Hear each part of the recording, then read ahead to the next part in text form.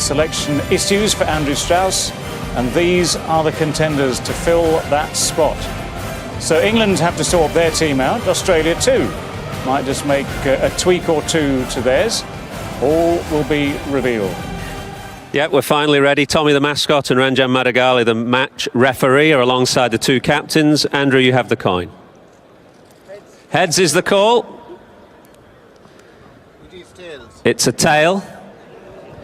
England have won the toss. What are you going to do? We're going to have a bat. The wicket looks pretty good to me. There's not a lot of moisture in it, so it's a case of getting stuck in and hopefully getting a big score early on. I guess the pitch has been the least of your concerns this morning. There's been a bit of running around, to be honest. Yeah, Matt Pryor had a bit of a back spasm, but he seems to have loosened up quite a lot in the last 10 minutes or so, so he's fit to play. And the other news is that Steve Harmison's coming in for Andrew Flintoff, who unfortunately wasn't fit to play. Ricky, it looks a good pitch. Would you like to have a bat first? Yeah, we're going to bat first, yeah. But saying that, there is a little bit of cloud around, and we know this place, there's a bit of cloud cover, the ball can do a little bit. So it's important now that we've lost the toss that we start bowling well and we hang into our chances early on. And you've boosted your seam attack as well. Yeah, we have. We brought Stuart Clark back in. He's been knocking on the door for the last few weeks as far as selection's concerned. So he's come back in for Nathan Horitz, and Brad Haddin comes back in for Graham Manus. So we've started to get a side now. A few guys are coming back to full fitness, and we got a bit out of the last game, so we're looking forward to this week. Is it a risk not playing a spinner? I think it probably always is. You're preferably always going with a quality spinner in your side. We got Marcus North, who can do a good job for us. Michael Clark at some stage might be able to bowl during the game, and Simon Kadich. So we've still got a few options around. But we think with the guys that we've got this week, with the conditions that we've got here, it's our best chance of taking 20 wickets in the game. You happy that Michael Clark and Brad Haddin are 100% fit? Yeah, they're both good enough to play. I've obviously put the question to them the last couple of days, and they're fine with it. So Michael Clark's been our best batsman so far, and Haddin looked our best, one of our better batters as well. So to have those two guys stay in the side is a good sign for us. It's a critical 5 days. How much faith have you got in your team here? Yeah, I've got full faith in the guys. I think when we've played our best cricket in the series, it's been very good. There's just been a bit of a gap between our best and our worst. And I think if we have a good, consistent performance from 11 players this week, then I think we'll put up a good show. Go well. The news from the middle then, after a chaotic morning, Andrew Strauss has won the toss and England will bat. Well, now we know all the answers. We know who's batting, we know who's playing, and these are the two who will be out there quite shortly, actually, because we're going to start at 11. That toss was taken later than normal, so Andrew Strauss and Alistair Cook will be opening at 11 o'clock. Behind them will be Ravi Bopara, who could do with a big score. He's had a couple of 30s here and there, but he could do with a big score. Ian Bell, of course, came back into the side in the previous match at Edgbaston. Paul Collingwood has been an ever-present.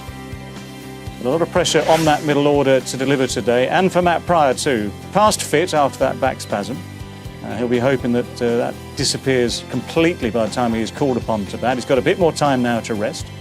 After him now comes Stuart Broad, with no Flintoff. Jonathan Trott left out as well from the squad here. Stuart Broad has an important role to play, and any runs from him and from Graham Swan will be very valuable and very welcome. And then Steve Harmison makes it back into this England 11. He's been in the squad throughout the series. He's been left out throughout the series, but the injury to Flintoff, the fitness problems for Flintoff mean that the tall, fast man from Durham gets another chance in Test match cricket. And with him will be James Anderson and Graham Onions. Now, the Australians have made a couple of changes as well, but they've stuck with the opening partnership that we saw in the previous Test match at Edgbaston. So it's Shane Watson and Simon Katich. Then, of course, comes the captain, Ricky Ponting, who's shown good form, got that big 100 in the first Test match at Cardiff, but I'm sure would love to make another 100 here to get his team back on track and maybe up to win a game. Mike Hussey got some runs, useful runs in Birmingham. Michael Clark's been their best throughout the series, but he has got a bit of a stomach injury. So he'll be nursing that, I'm sure, looking after that. But he's been a vital cog in this machine for the Australians over the last month or so. Marcus North will bat, and by the sound of it, will have to bowl some off breaks as well. Brad Haddin had that broken finger in the moments before the game started at Edgbaston. I can't say it's recovered completely, but he's obviously fit enough to take his place. Mitchell Johnson showed improved form in that previous Test match as well with the ball. So he keeps his place in the side, and they'll hope he continues improving. Then Stuart Clark comes in. No spinner, no official spinner, no Nathan Horitz, but Stuart Clark comes in. Peter Siddle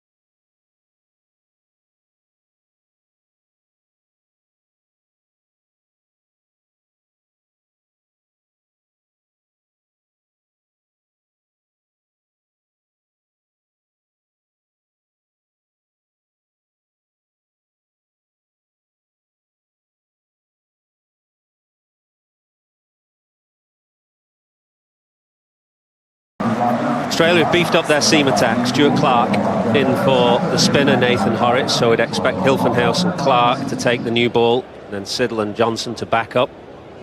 With no specialist spinner, Shane. Yeah, good morning, Athers. All set for a monster game. Gee, you're peaking early, saying England are going to retain the Ashes, only 5 days away. It's a fair bit of cricket to be played between now and then, I would have thought, Athers. I think Australia got a lot of momentum from Birmingham. Got a sneaking feeling they're going to play really well.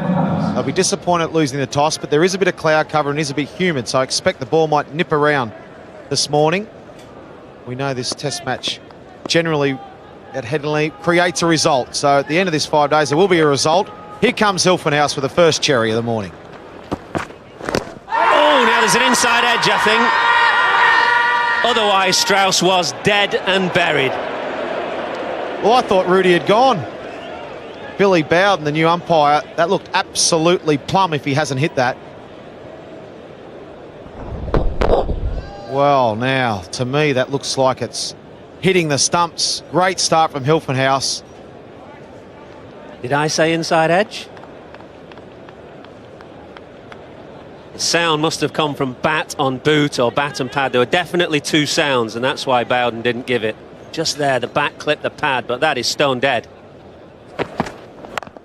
So I can understand Ricky Ponting wanting Stuart Clark in the side to give him some sort of control with the ball, and you can set a field, you know what you're going to get.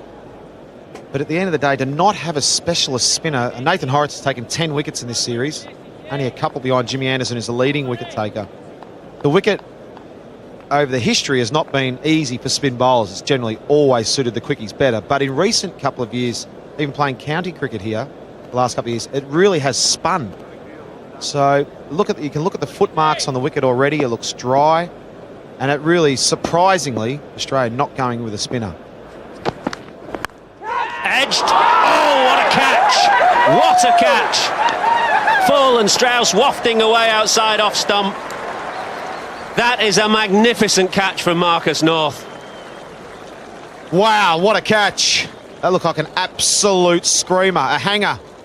Marcus North looked like he put out the right duke and it just stuck. It was full, it was a good length slash, but it was high and went fast. What a catch. That's a beauty. It's one of those ones you just stick your hand up there and it sticks. The Spider-Man stuck to the grip. Catch Marcus North. England lose their first wicket. The captain gone for a 3, 11 for 1. First blood Australia. They could have had Strauss first ball, but they've got him with his 17th for just 3. And that brings Ravi Bopara to the crease.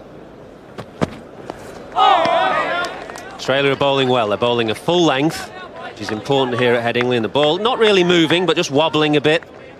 And they're asking questions of the batsman. Yeah, it's been their length as well. That was the key to this dismissal. It was a foolish length that drew him into the shot. They went so fast, and as a slip field, it's all about reaction and technique, and that's how you practice. His technique was good there, got his hand in the position. And that is a Jaffa. Yeah, nice start to the new batsman. You don't want any freebies. When the new batsman comes out, you've got to earn their first run. Lovely delivery. Nice length. I think that's been a good start from Australia's bowling. It's been their length. Oh dear. Oh dear, this is a bad start for England. Bopara under pressure at 3 has gone, and Australia have got just the start they wanted. Well, don't worry about Merv Hughes, McDermott, Bruce Reid and the rest of them, and McGrath. Ben Hilfenhaus is the man. A real soft one here from Bopara. It was wide and just humped the bat out there. Just lobbed to gully. That's why I reckon he struggles at number 3. But well done, Australia. Off to a flyer. 16 for 2, England. 2 down, England. We've only had 6.4 overs, but already Strauss and Bopara back in the hutch. What a moment then for Ian Bell to come to the crease. Time for him to perform. Good test career, averaging over 40. Not so good against Australia, but looked in good touch at Edgbaston. England needs something from him now.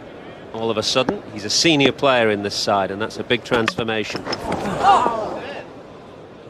Was a juicy delivery to get first up. Ben Hilfenhaus hit the stumps at the non-striker's end, and it will have hurt his fingers. Here's the wicket again, Ravi Papara. It's wide. Didn't really need to play it, Ravi Papara. Just hung the bat out there. Just lobbed to the gully. It's a nothing shot, really. From a number 3 batsman, as you spoke about, you've got to be tight with this new ball here at Headingley. He's just not tight enough.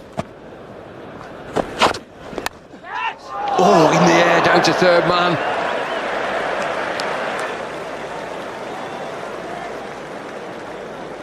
Phew.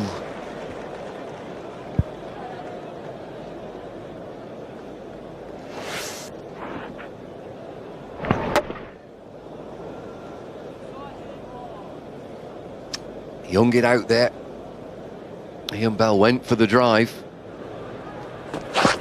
Got him, that's well bowled, that's much better directed. And Ian Bell had a quick look at it, didn't quite get his decision making right in time, fended it away, and Brad Haddin has taken the catch. Well, problems here for England. This was an excellent delivery though. Well directed. And look at how high it passed Ian Bell, but yet almost died by the time it got to the wicket keeper. Just to show there's not a great deal of pace in this pitch. But Mitchell Johnson got it up nonetheless. Bell goes for 8. It's 39 for 3. 39 for 3. The problems continue for England this morning. They had them off the field to start with. They've now very much got them on the field. And the next man in the firing line is Paul Collingwood.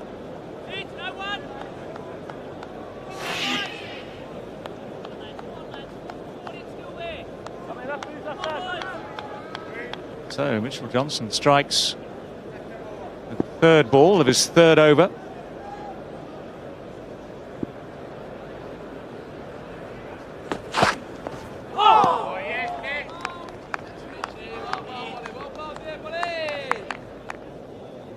Well, Mitchell Johnson started to look a lot better at Edgbaston, and now here at Headingley, he has struck early. That was a good bouncer. Tried his best to get over the ball, Ian Bell. Not too sure he should have tried that. Perhaps he should have tried to drop his hands, get out of the way.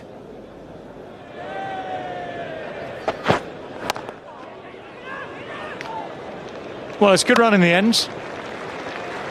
Spotted the opportunity, spotted the fact the mid-off was just a little bit deep and not really paying attention.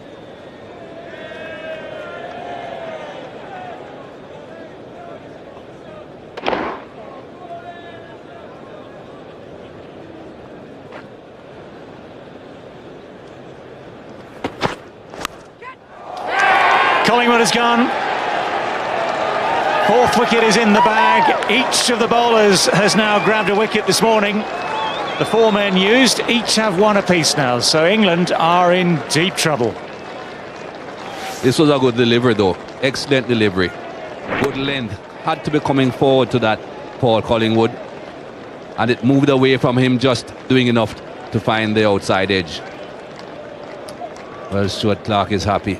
He has been waiting a long time to get back into this team, and he has provided his captain with a wicket. Paul Collingwood goes without scoring. It's 42 for 4.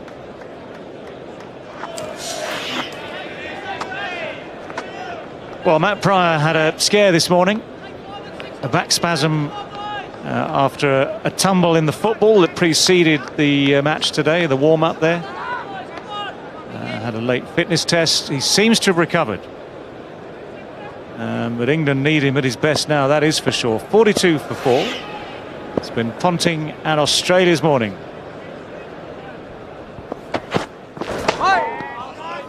Stuart Clark, the man brought back into the team today at the expense of the off-spinner. One of 4 men now who have taken a wicket today. And this is what he does. Just gets that seam beautifully lined up. The ball swings away just enough. The length is good. You could argue that if Collingwood had left the shot just a fraction later, he might have seen the opportunity to leave well alone and not push the bat out at the ball, but it's good bowling.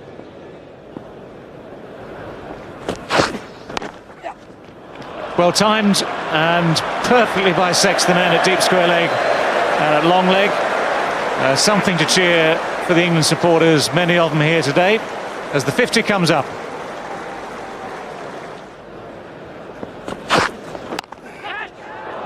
And that'll be fought short and wide, and you do get value for shot here at Headingley. Good shot, it's wide. And I think that's Matt Pryor's go. He plays well when he plays aggressively and he goes after the ball and tries to be positive. I think that's his best way to play. And England need a bit of a counter-attack, and I think that's why he can bat at number 6. He is a decent batsman. It's wide, but he went after it, threw everything at it. I think that's his go. 59 for 4, and the bowlers are in next. This is the partnership where they need to really try and get some momentum back. Oh, outside edge, gone! 5 down, England. Oh, they're on fire. Stuart Clark, perfect for Headingley. Oh, deep trouble. Yeah, it's as bad as that, sir. On his way. Yeah, we've said about Stuart Clark. We showed him. He showed you his groupage. It's really the line. It's the length again that draws Alistair Cook. Just a little push. Just zipped off the wicket and a good low catch. Those ones sometimes at first slip, you're not sure if the keeper are going to go or not. Keeper held his line. Good catch from Michael Clark. That man, Stuart Clark, strikes again against England. Lost their 5th wicket now for 63. 63 for 5, England. Well, Stuart Broad this morning in the paper, I want to bat 7. You're in, son. Well, here's your chance. Here's your chance. He wants to bat number 7. He's coming in at a time at 60 for 5 with the Ashes on the line. If you're ever going to do it, here's a time to do it, to show that you can bat at 7. It's good that he wants to bat at number 7. You've got to be able to do it. Now's a great opportunity for him. There's his Test career, 21 matches. Averages 30, best of 76. Still only 23 years of age. To me, he's a handy number 8 at the moment. Oh, roundabout there, anywhere there. Alistair Cook had hung around 30 from 65 deliveries. A little bit of bounce, but comfortable catch. Michael Clark makes no mistake there.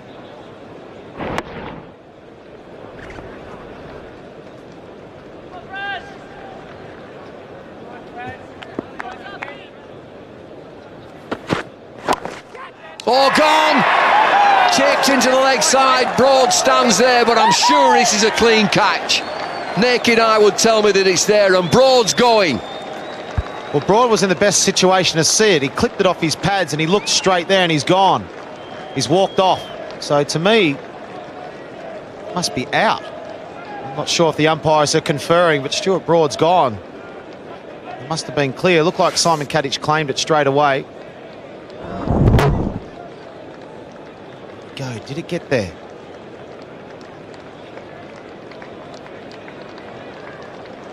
I think he's fine.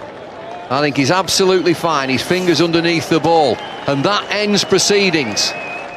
England certainly up against it. 72 for 6 in the morning. So Graham Swan is the new man at the crease.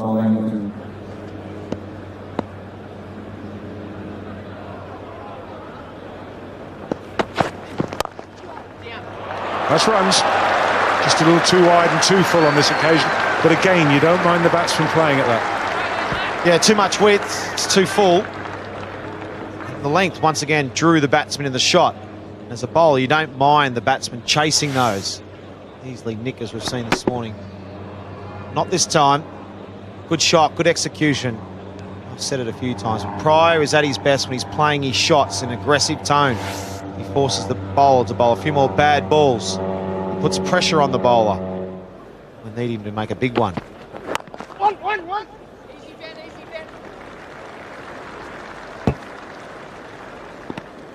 Here, sit.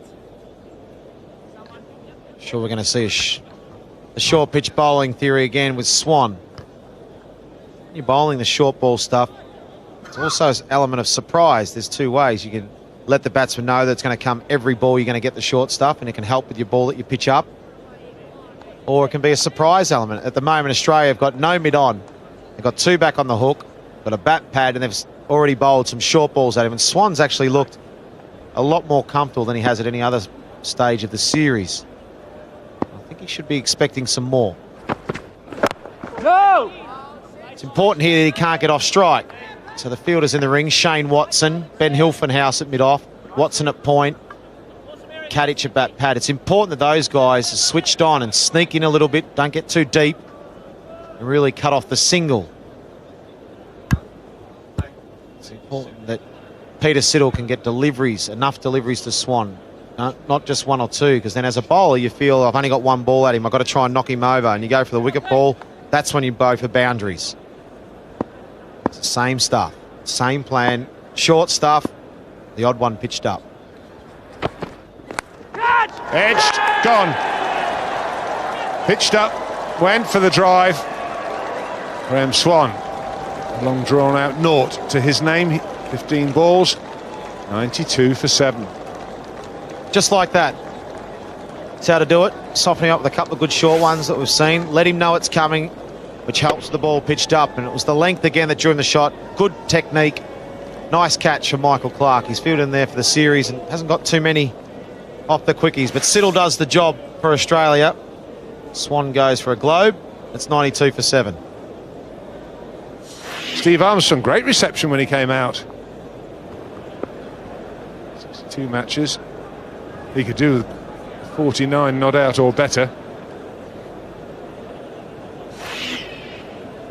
Now he will be aggressive, Steve Armstrong. Tends to get himself in a bit of a muddle when he tries to just defend.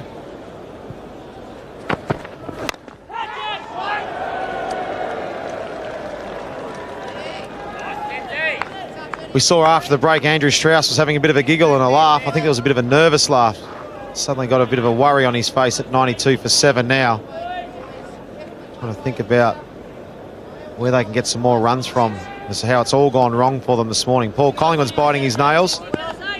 They're all, as Ian Botham says, it's a pretty worried dressing room there at the moment. Need this tail to wag.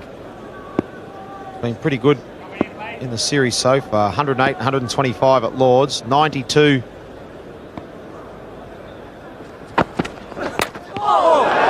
Ouch. I think he's okay. 92 for 7. Not sure what it hit, but it sounded banged in. Oh, it's given the helmet a bit of a twist. As you'd say, it's one on the melon. Yep, copped one in the melon. But I think it hit his arm guard or that first, which took a lot of the sting out of it. But a good over. Harmy will be playing his shots.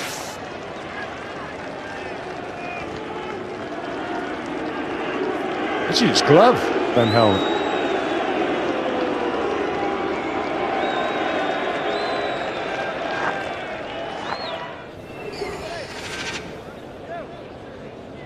Blimey. I'd like to bring our third man in if we could and see what he thinks of that. Is that possible? Can we, Nasser?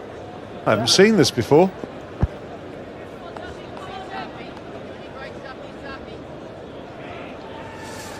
Yeah, I mean, he's also in a bit of a low trot of form here. He's got 5 noughts in his last 6 first-class innings, Steve Harmison, so he needs a score.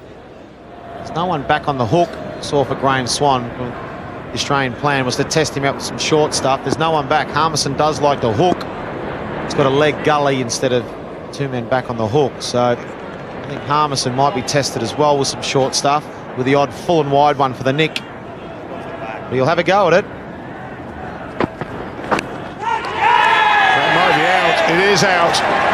He walks, Steve Harmison. Little outside edge. It is naught for Steve Harmison, and it is 98 for 8. Yeah, the regulation nick. Steve Harmison joins Mike Atherton on 20 noughts. There it is. Just try to work it to the onside. Another wicket for Australia. 98 for 8 England. Wow.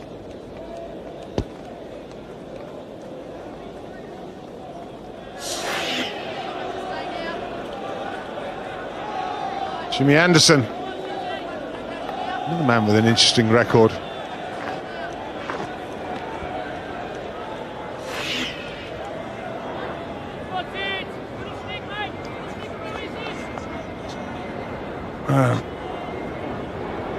Siddle. Want to get rid of Jimmy Anderson. They know he can hang around. But Pryor at the other end, that's what England need.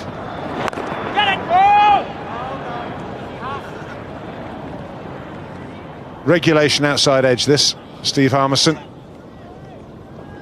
Didn't really go back and across to this one. Just tried to work it on the onside and got the nick. Pretty good cherry, to be fair. Peter Siddle, oh well, 3 for 19 he is. Stuart Clark's got 3 for 18.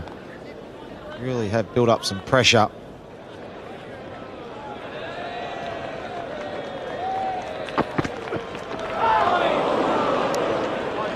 Well, that's a good length, though. Tempting, that length. I know Jimmy Anderson's a number 10, but this has been the problem for England today, that when Australia have bowled an inviting length, England have gone after it. Very, very loose. Headingley demands certain disciplines from batsmen, and the disciplines that England have ignored today.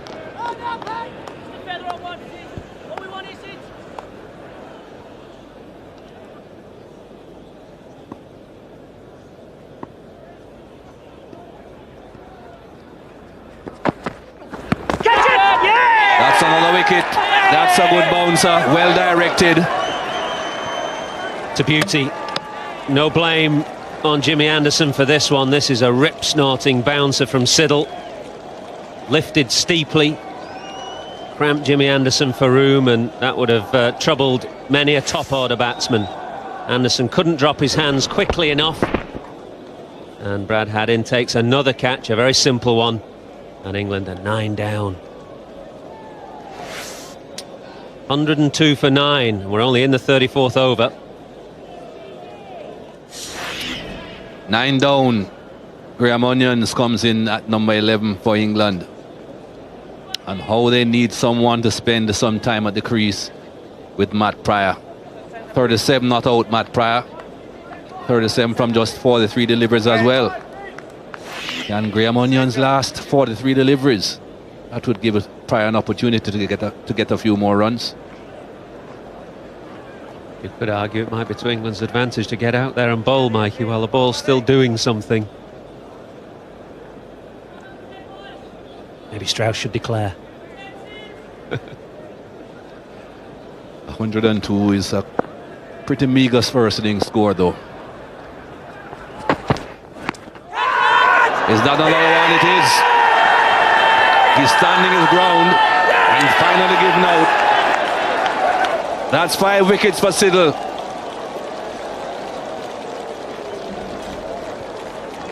Superb bowling from Australia this morning. A combination of aggressive, disciplined bowling and some very sketchy batting for England has left England 102 all out. This is another good bouncer to the tail. Did it hit the glove? Did it hit the forearm guard? Well, Graham Onions was standing there, but Katic was convinced. Forearm guard. It's a good job he's wearing it, because that might have hurt his arm. The upshot is 5 for Siddle, and England 102 all out. Bowled beautifully, bowled a full length at the top order, roughed up the tail with some short pitch deliveries. Australia have got their selection spot on this morning, bringing in that man on the left, Stuart Clark, retaining the man on the right, Peter Siddle, leaving the spinner out, Nathan Horrocks, and they've bowled England out in the best part of 34 overs.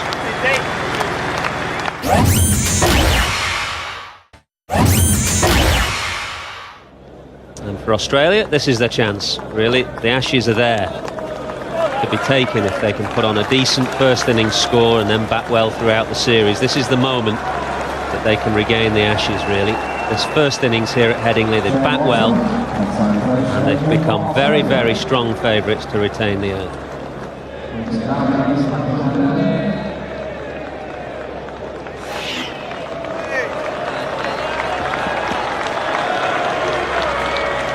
Making sure he has everyone exactly where he wants them. Andrew Strauss Jimmy Anderson just asking for fine leg to go a bit squarer.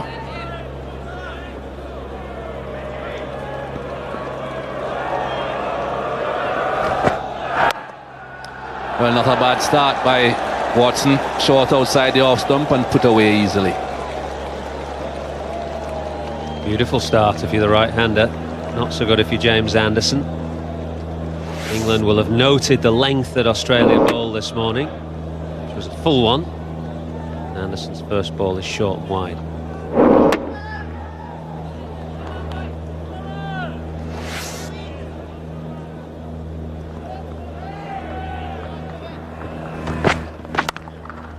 And again.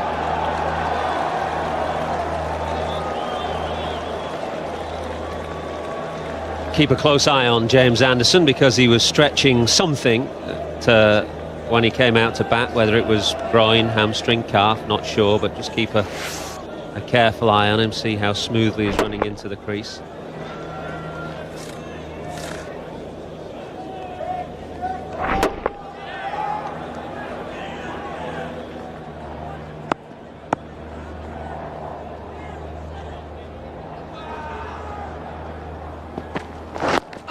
There we go, and gone. That's why he's there. Absolutely. Leg gully brought in. Well done, Andrew Strauss. Well done, Steve Harmison. Another delivery of steepling bounce that's nipped back to Simon Katic, who desperately tried to get on top of it, get his gloves out of the way and keep the ball down, but he couldn't. And the ball just looping in a gentle parabola. The Ravi Bapara delight for Harmison back in the team. That's something that England needed to give them a lift. 14 for 1. Katic gone for none. Boos ringing round the ground here at Headingley as Ricky Ponting walks to the crease. That won't bother him one iota. Might make him even more determined to do well. Well, who would have thought that? 11 wickets in the day so far. And we are just into the 35th over.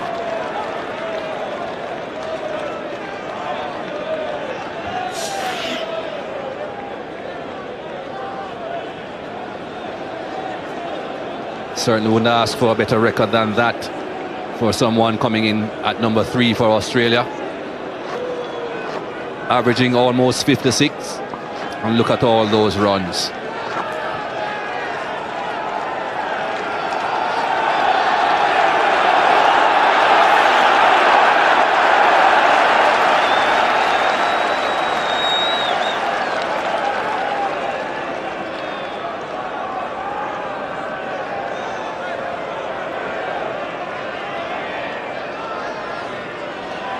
Andrew Strauss getting a bit more attacking now. 3 slips, 2 gullies. No forward short leg at the moment. Right through him. This has been a good start by Harmison, except for that one delivered down the leg side. Great stuff. Western Terrace is up and vocal for the first time today. For the first time today, Australia just under a little bit of pressure. Flicked away. Long leg is very wide. It's Harmison who's a long way away from that. Watson moves on to 14. Yeah, England need the energy, but they need not just that enthusiasm, not just that verve, but accuracy too here. Well, I think accuracy is everything here at Headingley. Can't get carried away and you see wickets tumbling.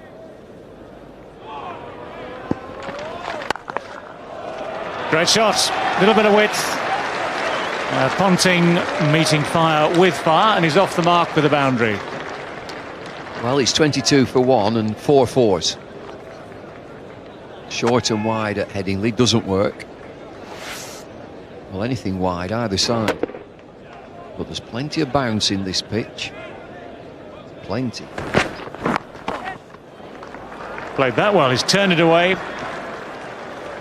And we'll pick up, yes, another boundary. He's dealing almost exclusively in boundaries. Well, 2 fine leg boundaries have come fine. Steve Harmis has been placed at fine leg, but he's very, very square, and now Strauss has brought him finer. This is a quickish pitch, the ball will go fine. Ponting on the pull, and he's hit it beautifully. Very alert to that, Ricky Ponting. Very ready for it, and made absolutely no mistake with it.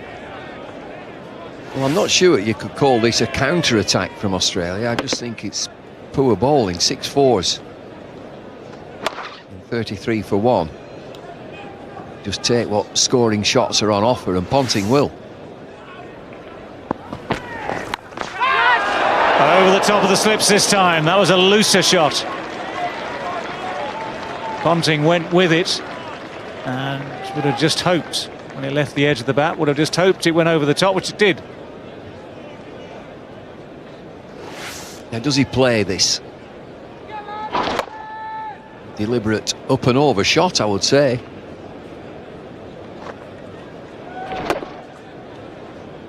Way back in his crease.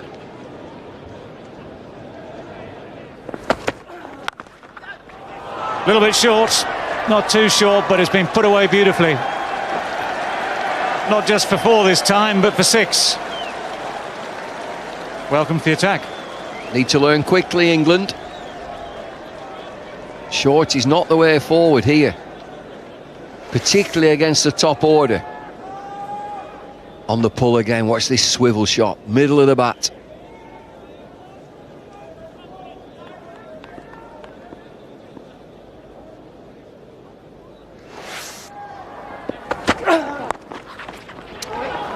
It's in danger of being 4 more, is 4 more. And Australia have raced to 50. One. Yes! It's going to be tight.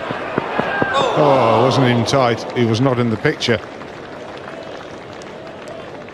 Ponting had given up.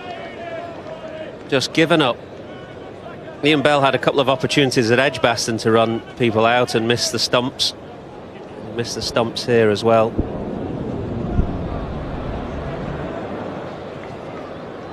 Well, you know that Ricky Ponting's going to do this. You know that he will take runs into that cover area. He's run himself out, I can think of 2 or 3 times doing it. England should be so on their toes.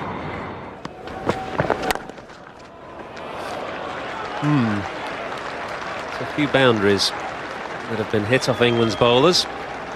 Do you just get the impression that Ricky Ponting's just hanging back? And he just thinks, I keep on banging it into me. I'm not sure why. They got me out on the hook, a surprise hook, in the last test, but I'm quite enjoying this. It certainly is. A number of times we've seen the ball whistle square the wicket, either through point or through mid-wicket square leg. Very dangerous. Well, this is a mix-up here. He might have been in, though. Good work from Stuart Broad, but also good work from Shane Watson to dive in. Excellent work from Stuart Broad. Billy Bowden never misses the opportunity for a bit of theatre. Just dragging it out, asking for the third umpire. It was a wonderful piece of athleticism from Stuart Broad in his follow-through. Off balance on one leg. It's a great throw. Deserved better, but Shane Watson safely home. That's well fielded. Tall, big bowler. To be that agile. Well fielded, but Shane Watson's comfortably home.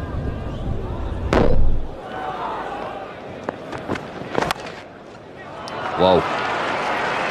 You don't run for those. Ricky Ponting brings up his 50 with a majestic stroke. Really crunched. He's got the look of authority about him. Australia wanted him, needed him to play a big innings. He's off to a good start. He's got himself in, and what a shot this was to bring up his 50. 7 fours and 1 6. Only faced 63 deliveries. Look at this for a stroke. Whoa, absolutely creamed it. Very determined. Short and put away. Frustrating times for England. A few good balls and suddenly the short one again. They just bowled too short, especially to Ricky Ponting, and too wide. The radar hasn't been right today from all the bowlers, really. England need to find the right combination of bowlers. I think it's time just to throw the spinner. No one will be expecting it. You got Ricky Ponting out, Graham Swan. Give him an over. Try and we can then get your quickies back on. That was very wide. Ricky Ponting will be a bit disappointed that he played at that. Very disappointed. Just got the cut stuff, I think, this one. It's extremely wide.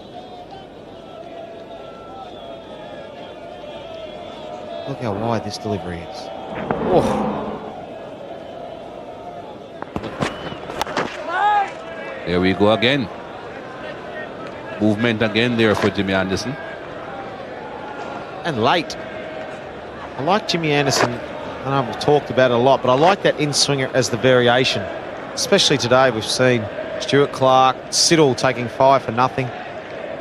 Taking the ball away to the slips, pitching it full and taking it away. Jimmy Anderson seems to be swinging the ball. He likes that in-swinger.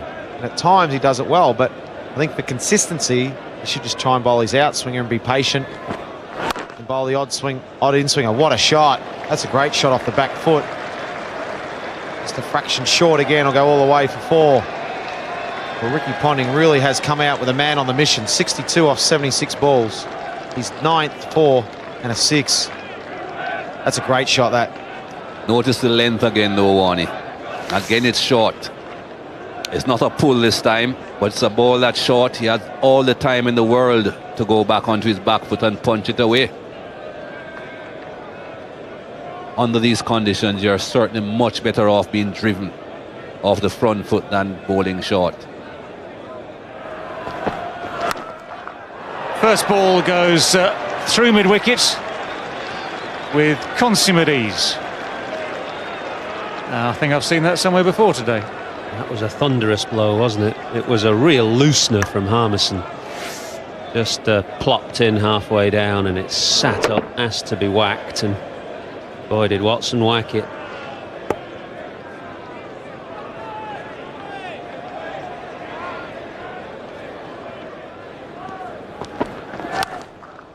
What a shot. Brilliant shot. But Steve Harmison is not learning lessons. He's not adapting his tactics at all. And Shane Watson here following in the footsteps of Ricky Ponting earlier in the afternoon. Andrew Strauss has responded by putting Ravi Bopara back on the fence, but I'm not sure that's the right tactic. Oh dear, oh dear.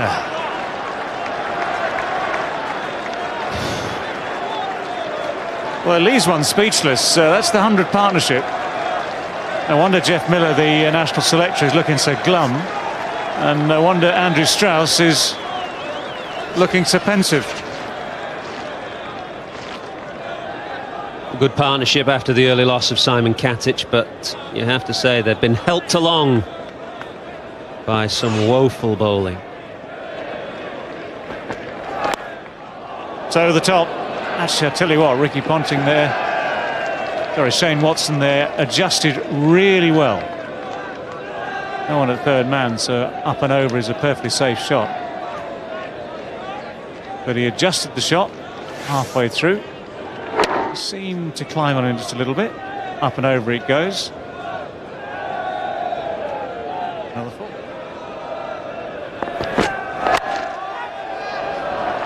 Well, it's a bit fuller this time. It's a super shot, though. Absolutely super shot. See, you don't mind that, David. If I was captain, I'd be applauding that almost. Because that's what you want to see. You want to see Ponting coming forward and driving. And all right, it went for 4, but it could easily go off an outside edge, this, to slip or gully or even cover. So you don't mind seeing that at all. See, it's gone in the air, square. Could easily go backward of square, and that, your gully's in business.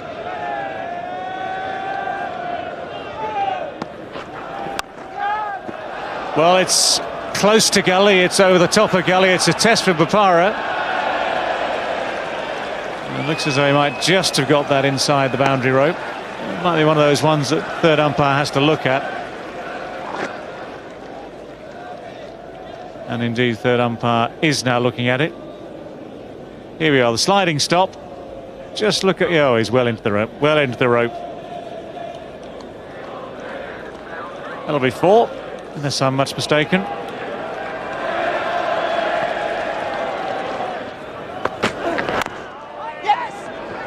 All you're asking for are 6 balls there. And look at Anderson running after that. There's no way that he's fully fit, that's for sure. 50 to Shane Watson, 2 50s at Edgbaston, and he's enjoying this promotion to the opener's role.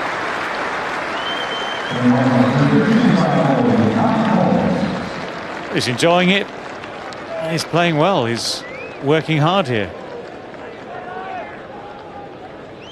What would be ideal for him, what would be the icing on a cake for him, is to carry on this time.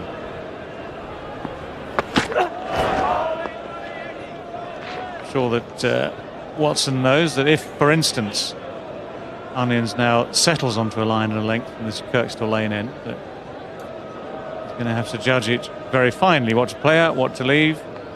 But if England continue bowling in various different areas, then the runs will be there to be taken. But it would make a very satisfied man of him if he was able to take this time somewhere up to 3 figures and beyond. Halfway there so far. Let's take it.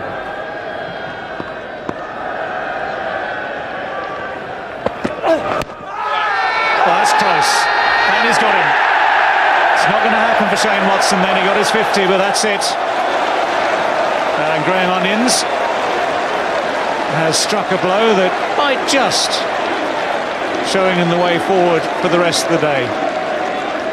50 and out twice at Edgbaston for Watson, 50 and out here.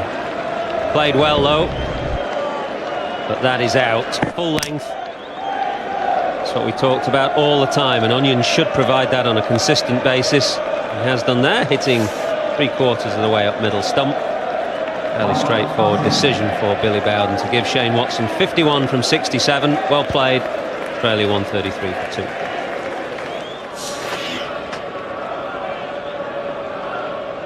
Mike Hussey, 34 years old, 41 test matches, average still in the 50s. It's been coming down over the last year or so, but it's still a very good career average.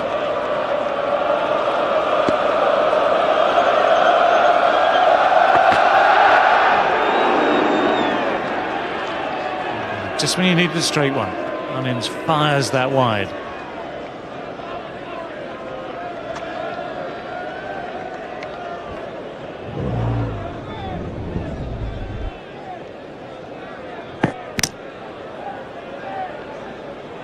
Well, that is the definition of close, isn't it?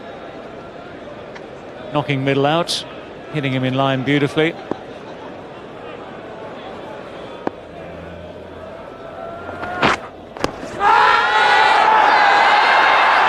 The finger eventually. Well, it took its time. Stuart Broad had thought he'd got his man straight away. It just took, it seemed, an eternity for the finger to go up to confirm the decision. Just angling back in, and Ponting playing across it. Hits him, what, in front of middle and leg, give or take, and might well have been taking leg out. So Ricky Ponting has to go. It's been a very impressive innings. He's played absolutely beautifully for that 78. But he's got to go. 140 for 3. Michael Clarke comes in, the form horse of this Australian batting lineup. Average of 50 in his test career, and to watch him and Michael Hussey now, both of them on naught. Here are David Lloyd and Sir Ian Botham.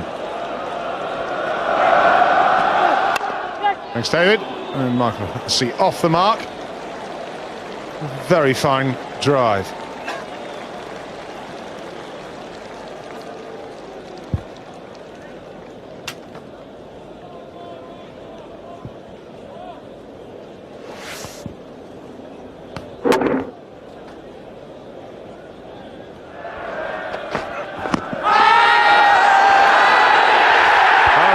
This is a good delivery. It's up there and it's full, Nas. And I think people say you can't get wickets from around the wicket. I don't believe that. If it's full and you're playing across it, you can. Let's have a look at this. Not sure he likes it, but he's on his way back, Michael Hussey. England coming back strongly, bowling a full length. I think England have been really giddy so far, but yeah, it looks absolutely dead middle and leg, I would have said. Leg stump. It's just clipping leg stump there. That's a surprise. It looked as if it was middle and leg, but Mike Hussey charges off the field. He's gone for 10. It's 151 for 4. And Marcus North. Only lead by 49. 2 more wickets.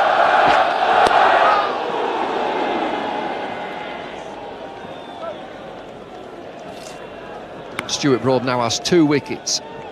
Figures stack up actually, 7.4 overs, 1 made and 2 for 29. Well, he's around the wicket, check out the angle. Michael Hussey goes forward and then withdraws his leg, and it's a full-length delivery. Looked as if it was going to go on to hit middle and leg. Hawkeye tells us that it's going to clip the outside of leg stump, and that would be on the angle from around the wicket from Stuart Broad. Always going to bring a big appeal. But the key to England and England's bowlers is to bowl the length.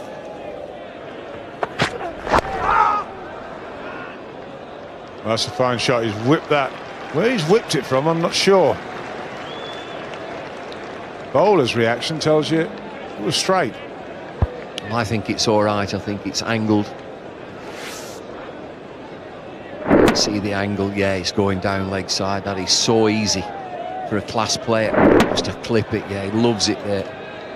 Ball there all day to a top order batsman, and that's where he'll hit you.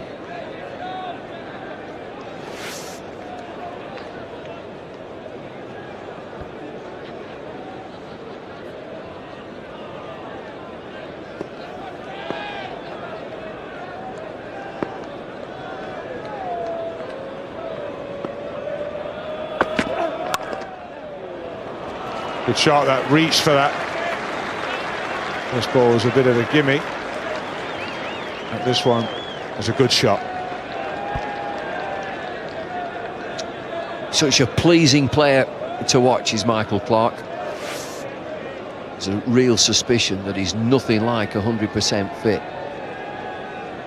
Nice poetic shot there from him.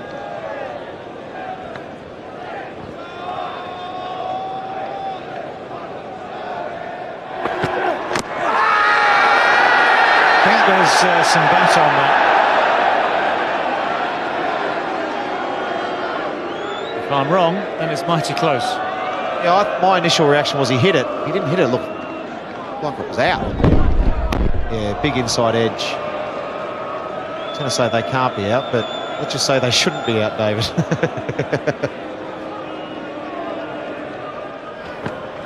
It's not a good start to the over. The loosener, just short and wide. And the ball clatters into the boundary boards. Well, you can use any excuse you like, but to me, Jimmy Anderson's not right. He ambled in then, it was just a short, loose, I'll just see how I go. You can't do that. He's 72 runs behind. If he's out in the field, he's got to be right. There's no point him going out there and bowling half wrap power and bowling all over the place and getting smacked. That's what he's got to bowl. He's got to be consistent and back up a good spell from Stuart Broad and Onions. They've taken some wickets, they got back in the game. They can't afford Jimmy Anderson just to come on now and bowl all over the place. They need him to bowl well. But I think I'm a bit with Nasser. I think there's something there, David. I think you're right. I think if he's going to put on a show here, a show of being okay,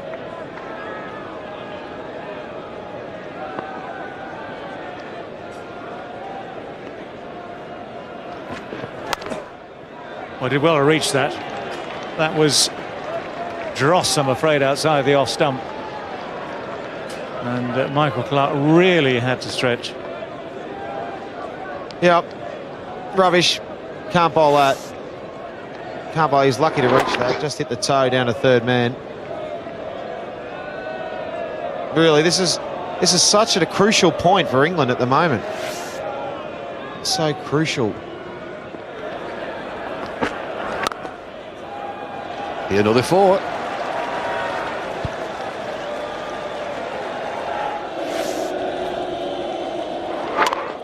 Well, you've heard it before, those 3 little words, short, wide, fort. Look at that crunch.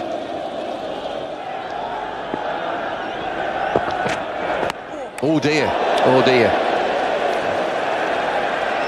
That Sweded him. Right on the Swede. Armisen in straight away. You okay, mate? Down for a compulsory 8, I would say. Yeah, stay there until you're absolutely right. This is full on. Took his eyes off it.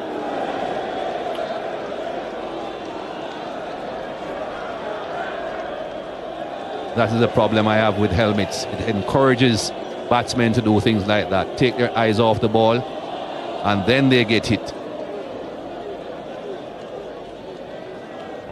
All Harmison has to do now is think that, okay, what is this batsman thinking about? He has just been hit on his head. Hit on his head because it was a short ball that he took his eyes off. Is his front foot going to be coming down the pitch? Is he going to be a bit tentative and stay back in his crease? I would think he'll be a bit more tentative and not really push that front foot down the pitch. So I'm looking to pitch the ball up, not drive length of course, but pitch the ball up in that no man's land just about off stump. So no bouncer for you, a voice from the back. Swing ball, a beautiful outswingers, in swingers, 383 wickets for England. Ian Botham, bouncer. Nearly a wide down the leg side. What do they say when you fall off a bike, Bumble? Jump back on it immediately. That's why you don't bowl a bouncer immediately. Let him sit there and wait, suffer. When is it coming? Well, you have to think that was a waste, wasn't it? That next delivery, the one Complete thing, waste. Make him play, make him do something, not just stand there and let it go. Oh, hits him again, it's in the air, is this a catch? Big catch, big appeal. Is he out? Is he out? Nothing from umpire Rauf. They can't believe it.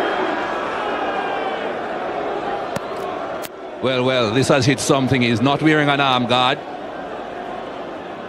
And the sound certainly wasn't like flesh. Let's have a look here. Well, that looks as if it has hit him on the wrist. Now, is the strap on the glove on the wrist as well? That's interesting.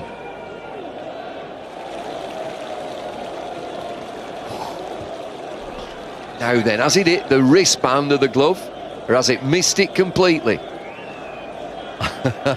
Justin.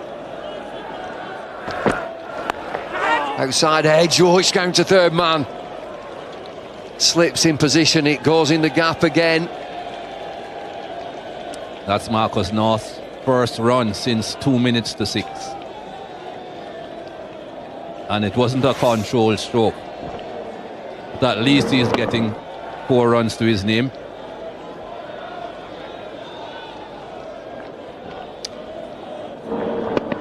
There's the bounce, angled bat. And that gap is now being filled from mid-on. As soon as that shot has gone down to third man, a fielder comes in, the horse is gone.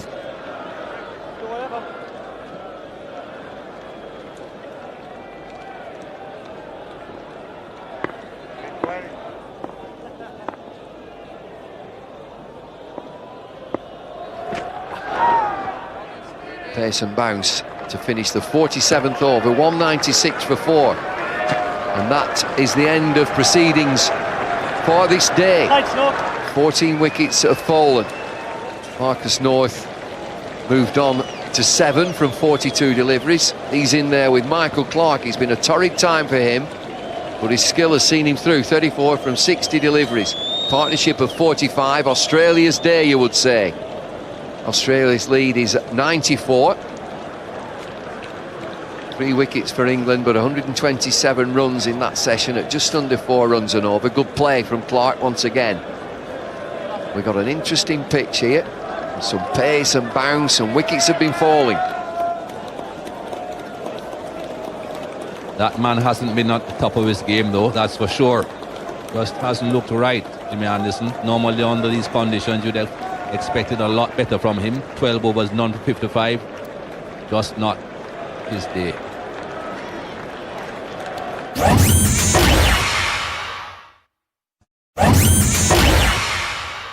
Bright sunshine on David Lloyd's face here at Headingley, day 2. No dramas for England this morning, no early morning fire alarms, no one falling over. No way of working out how you replace Flintoff. Just that, 102 plays 196 for 4. That's the problem this morning. England need wickets, and they need to bowl and bat much better than they did on day 1. Australia have their 2 men at the crease who were so good at Edgbaston on that last day. Partnership of 185 then between Clarke and North, so they like batting together. Clarke has been the batsman of the series so far. That's a good start. Positive from North. The outfield slightly quicker. Will Bopara chase it down? No. 200 comes up and the 50 partnership. Well, what a good shot this is. He looks to have settled in there at number 6, Marcus North. Been around the counties, played for many counties. Well, that's a super shot. Middle of the bat. 201 for 4. 34s and 1-6 in that. Short, pulled away. All the talk about dome bowl short. First delivery from Harmison is that. And it trickles over the boundary for 4.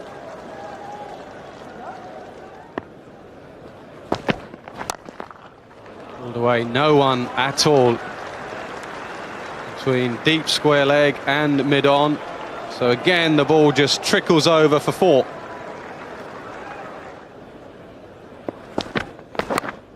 Bounced.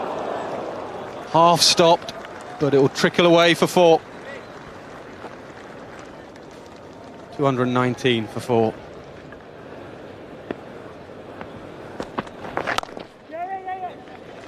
Come on, tell us, how's the game changed? Well, there you go, 50 for Clarke.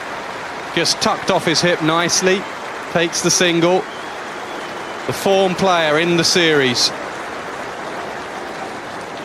Number 3 in the world. And he's an elegant player. He's good to watch, he's Michael Clarke. He has a bit of an angelic face, but it looks as if he enjoys being out there.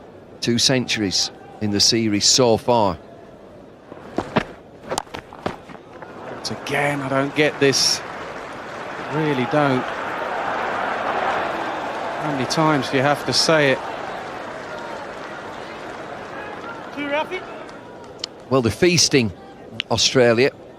Gorging themselves. Well, if it is a plan, I think England need to revert to plan B.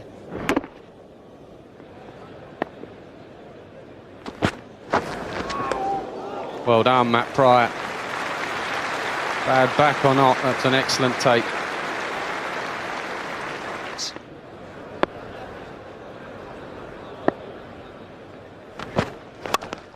That's a better shot. Mid-off, can't get down. Probably should have saved that. Expensive over from Anderson. 10 from it. 237 for 4. That's a poor start from Broad. North is too good to miss out on those. He doesn't 4 more.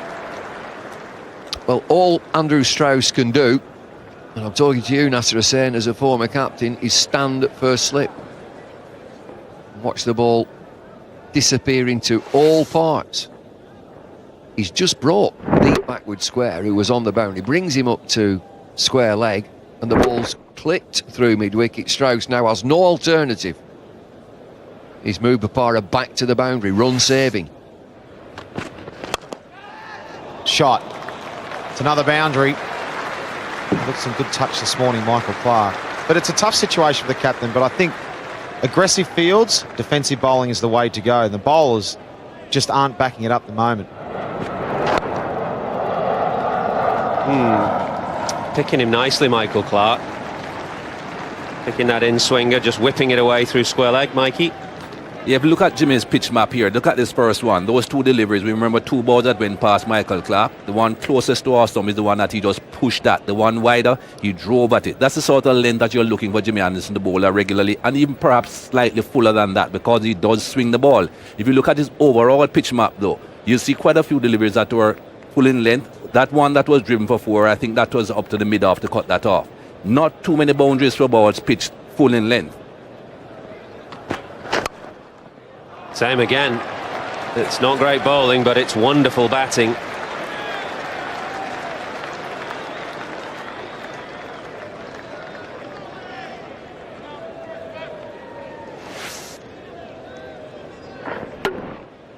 I think we're getting frustrated up here, and I think Andrew Strauss must be tearing his hair out. He's coming up for the chat to his bowler now. I think those two deliveries sum up the patience issue. Michael Holding's just told us about he bowled two beautiful outswingers. Michael Clark played a miss and he sort of half pushed at one to cover. Suddenly now, started this over, two massive in-swingers. Gone hit for 4. So to me, Jimmy Anderson is an outswing bowler with the odd in-swinger to set the batsman up. To me, he's just trying in-swinger, outswinger, and it's just losing his patience.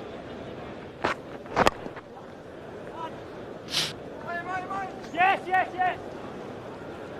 Good running. And comedy. Oh dear. Ignominy.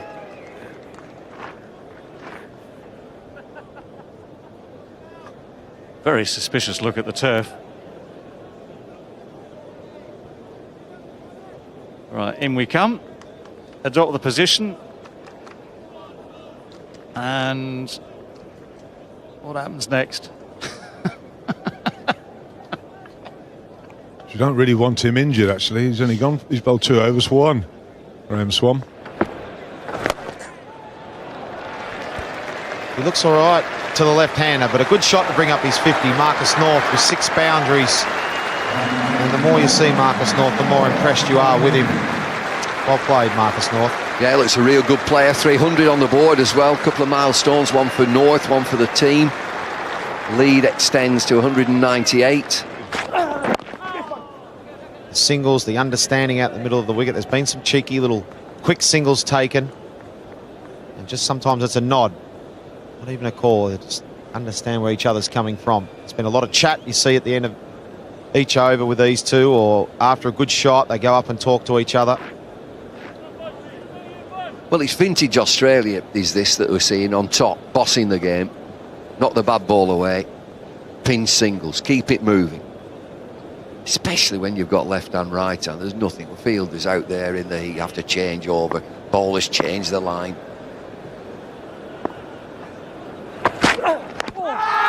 Oh, huge appeal. Yeah, I'm gone. First wicket of the morning. Full length ball, Graham Onions. Full length ball. Full length ball. Gets a wicket. Here's the Yorker. Graham Onions, surprised he didn't start this morning. This looked absolutely plumb. Tailed in a bit, hit him on the full. And that's hitting the stumps. It's hitting leg stump. Michael Clark will be very, very disappointed. Out again in the 90s. Out for 93. He's played beautifully. Got Australia into a good position. Deserved 100. Weathered the storm. Played some excellent shots and really deserved the 3 figures. Getting a wonderful applause from the Headingley crowd for his 93. Well played, Michael Clark.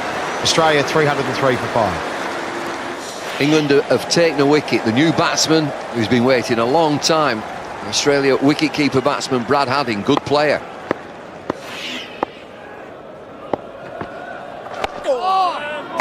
Taking a long time to break that partnership. It's a good time just before the lunch break. Yeah, they really needed that. Disappointing for Michael Clark. It was a good ball from Onions, a full one, as you said, Bumble. And all over the place, England's bowlers, and too short. This one, the full occasion. Have to hit the leg stump, that one. It sure is, or it sure has been for a lot of the time. Didn't quite time it, but hit it well enough. Stuart Broad and Ravi Bopara giving chase. I think the ball had stopped moving by the time Stuart Broad dived at that. This is a field that will have come in conjunction with captain and bowler, isn't it? They had a chat before the new ball was taken. Steve Harmison's taken over 200 Test match wickets. If he doesn't want this field, he presumably can tell Strauss. Well, how does it work? Strauss has gone up and said, I want you to bounce Haddin out. We've done that before. I think he was bounced out to Cardiff, maybe. Well, that's the plan. Harmison can turn around and say, no, I don't want to bounce him out. Well, there we go. What a good plan. Ian Bell, leg gully, bounced out by Steve Harmison. Well done, Andrew Strauss. 323 for 6.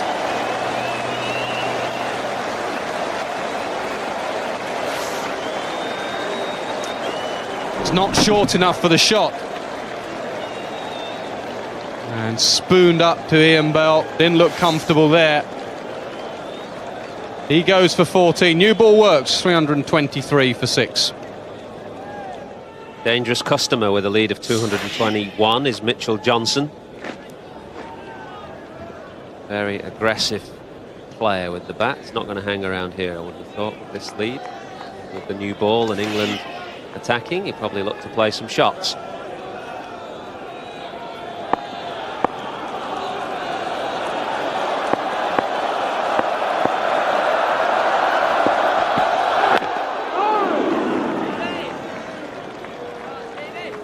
Given the field, Brad Haddin just assumed it was going to be a bouncer.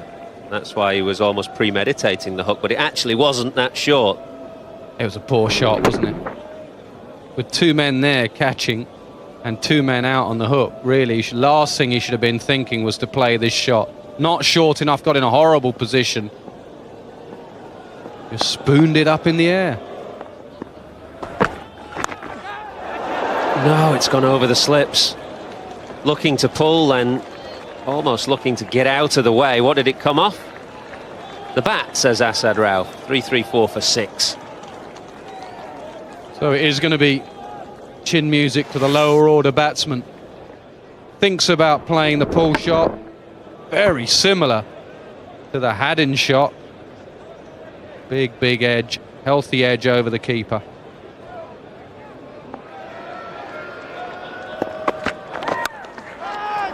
Cracking shots. Didn't involve much footwork, just a good eye, a couple of good hands. That's 4 more. Well, he's gone after this one. It's full fraction of width. Not sure it's exactly where it was meant to go. It's meant to go a bit more in the cover region, but he absolutely creamed it. Just threw everything at it. That raced away. Just slightly over pitch, but beautifully played by Marcus North. That's a classic shot. The one earlier in the over might have had an element of slice about it. This was beautiful, just a full face. And that's another 4. Yeah, nice stroke. The one previous boundary in the over, he threw everything at it. This one was a more balanced drive, more a classical cover drive. Maybe Onions won't mind that.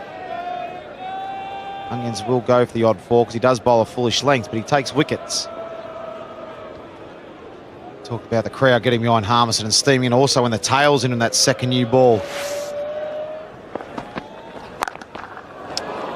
Short ball hooked away. A long old chase in front of square, and a fruitless one in the end.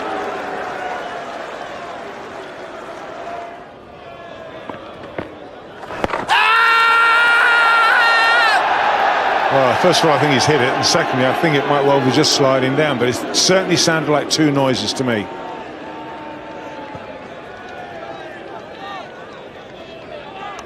Pitches, now does he hit it?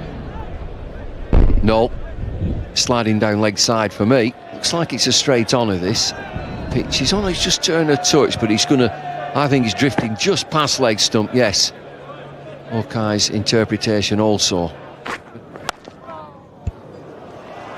Hit on the up, 4 more. No need to run for that. No one's catching that down in that bottom corner.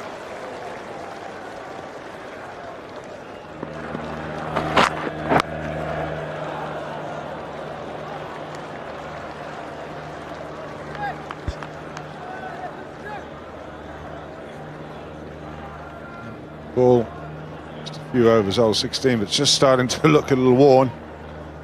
Yeah, looking a touch ragged, and Stuart Broad also. It just looks like he might combust here. He's stomping back to his mark. Short, pulled, and Ravi Kapara has not had to move. Mitchell Johnson goes for 27. England have got another wicket. Classic dismissal, as they say, caught in the leg trap. Way out on the boundary. Ravi Bopara steadied himself. He took a couple of steps back also towards the boundary. Johnson might have liked this first as he hit it, but he staggers around Ravi Bopara. Safe pair of hands. He's probably a metre from the boundary. Yes, England have taken another wicket, but Australia lead by 291. Johnson 27, 393 for 7. Hero in the first innings for Australia with the ball, Peter Siddle. And now on the receiving end, he's at the non-striker's end. Marcus North will be on strike. He's on 94. I'm going to go back to them leg spinners again. I'm going to get this away. Australia in leg spin have taken 247 wickets against England in the last 20 years. Peter McIntyre has taken 2, Trevor Horns 11, Stuart McGill 39, that other bloke 195. How many have we got, Bumble? None.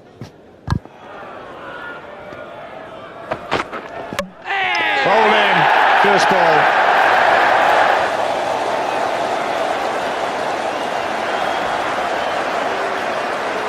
Peter Siddle goes very first ball. Bowled Stuart Broad. Good delivery this from Stuart Broad to a new batsman. We've said all along, difficult to start. And Stuart Broad's nipping in and picks up his 4th wicket. Marcus North is at the other end on 95. Siddle's gone first ball, 394 for 8. Stuart Clark out in the middle. He's reserved on his batting skills at the moment. North 1 hit away. Goes for that big hit. He middles it. He nails it all the way. What a way to bring up 100. His 2nd in his series and the 3rd of his career. Brilliant batting. Yeah, well played, Marcus North. Deserved that. And just his 6th Test match brings up his 3rd 100. He's got a 96 at Edgbaston. He's taken a Test cricket pretty well. Enjoy the applause. He really has played well. It's good to see the Leeds crowd give him a good ovation too. Well played, Marcus North. What a way to bring it up too. He likes the sweep shot against the spinners, and he didn't want to just put it to the boundary. He went over the fence. Great balance. What a stroke. I reckon he's happy about that one. Why wouldn't you be? Well played. Your beauty. There is the big shot down the ground, straight over us, a long, long way into the building site for 6. Could have put your left hand out there, Nas. Just about caught that one. That's a good stroke, and that's what we're talking about. Don't mind that, Graham Swan. Keep throwing them up like that. They cannot resist. Mind you, he's not a bad golfer, Stuart Clark. That looks like he's just loaded up on the first tee with a driver.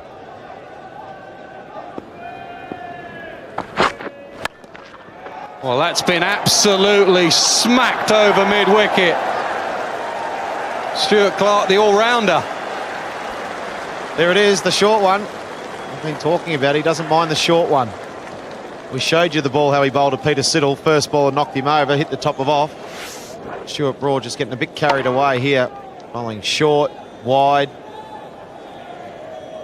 Not getting it right to the tail-enders. She's enjoyed it. I'm enjoying watching her cheer like that. It's Steady, great to Shane, see. steady.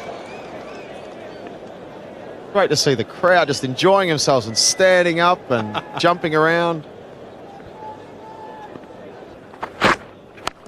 Pulled again, and 6 again. Just in case Stuart Broad thought that was a fluke, have some more of that. Stuart Clark racing 28. What a stroke. It's not the worst shot, that either. What was he worried about his batting for this morning?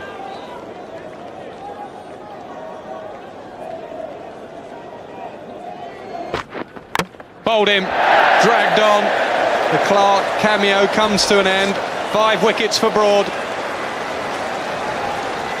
Well, Clark was going to continue playing his shots.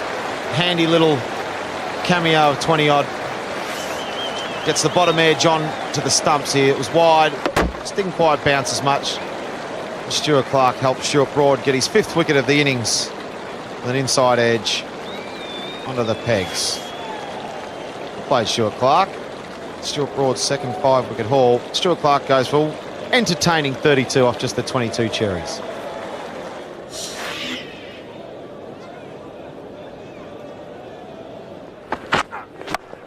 That's a big hit. Is it big enough? It's gone a long, long way up. Anderson takes the catch. And it brings to an end a fabulous innings from Marcus North. And a fabulous innings from Australia. That will be tea. And all the Australian dressing room will go to Marcus North and say, well played, young man. 110. And he's set inside up beautifully.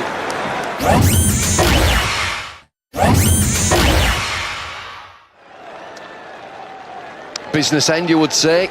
Yes, Rule Britannia booming out around the ground, and England trail by 343. Ricky Ponting won't mind a bit as he brings his team out ready for the kill, you would say. England 102 all out, Australia a commanding 445.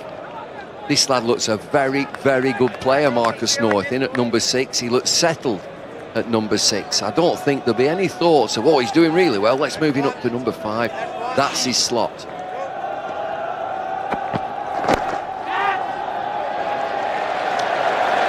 Clipped away and timed perfectly by Andrew Strauss. 8 without loss. Full of length again, but just slightly offline this time. Lovely little leg stump half volley for a left-hander. Shouldn't miss these, and doesn't. Oh, a nasty bounce for Haddin. It's off the bat, flicked down the leg side, but it bounced just in front of Brad Haddin, who was diving away to his right. And with the bounce came a bit of a nasty kick. Johnson going for the Yorker. Just drifted in a fraction. Bounced in front of Haddin. Good timing, good placement. With 2 men on the onside, relatively close together, and he got it beautifully between them. Yeah, no one should be too disappointed. Ponting has placed the extra man on the leg side so that Clark can bowl straighter and not just be left. He has gone straighter. It's the great skill of opening the batting. Leave it and let the bowler come to you. Get the bowler frustrated.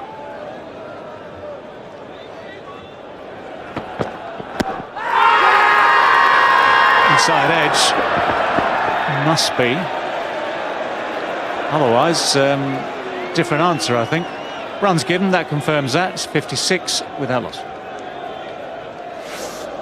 Strauss 32, Cook 20. That was the inside edge, final ball of the previous over. Suitably spotted by the umpire. So not out was the verdict. Right, time for a change in the commentary box. It's Ian Botham and Michael Atherton.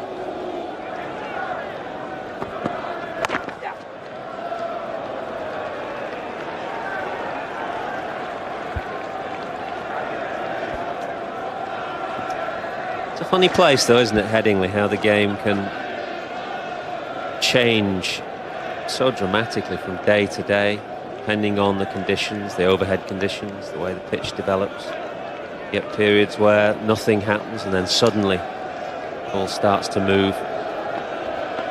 Very difficult ground to predict anything. Inside edge again, no, gone, finger goes up. Strauss has gone. That's deserved reward for Hilton House, who's bowled a beautiful length at England's left-handers. I wondered whether there was an inside edge, but Strauss is going anyway. there's no bat here for me, and I can't see a lot wrong with it. It's hit him on the back leg, and it looks out to me. Pitched fine, disturbs the surface, beats the inside edge, and would have gone on, hit up middle and off. Good decision, well bowled. Big wicket. The wicket they'll be wanting. The captain is on his way back. He's gone for 32. It's 58 for 1. Still in the early stages of his Test career, just his 10th match, but there's no question that he's under pressure in this pivotal number 3 position. He could do with some runs, both for his own sake and now for his team's as well in this game. England had got to 58. A good start. Strauss getting a good one from Hilfenhaus that nipped back on him. And now Bapara is in. Oh, and out, surely! Yes! Bapara waves his bat. He thinks he's got an inside edge, but he's gone first ball. He might find himself in a bit of trouble whether he did or didn't here. But, well, has he squeezed it, or is it bat then pad? It's a great first delivery. Definitely some inside edge there. The decision you've got to make is whether it's before or after it's hit the pad. For me, it looked before. Para, he's gone though. He's gone for naught. It's 58 for 2.